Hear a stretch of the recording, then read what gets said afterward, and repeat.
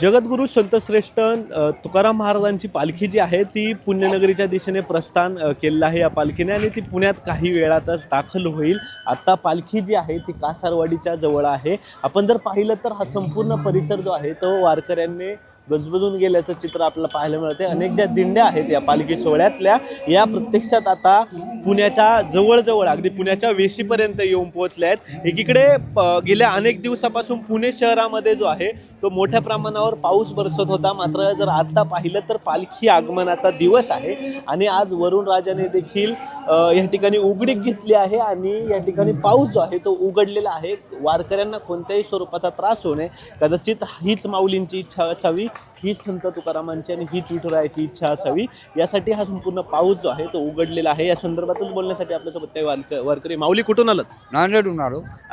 जर पाहिलं तर गेल्या 4-5 दिवसापासून पुण्यात मुसळधार पाऊस होता, खूप मुसळधार पाऊस होता. मात्र आज पालखी पुण्यात येते आणि पावसाने देखील उघडीक घेतली आहे. काय वाटतंय? नाही, चांगलं वाटते.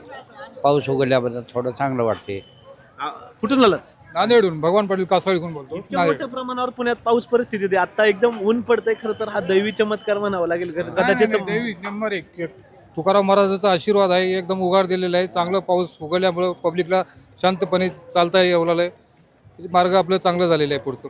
विठू माऊलीचा आशीर्वाद आहे. याच्या 5वी वारी होय म्हणजे 5वी. कुठून आलात? नांदेड. हा, बिलोली तालुका, जिल्हा नांदेड.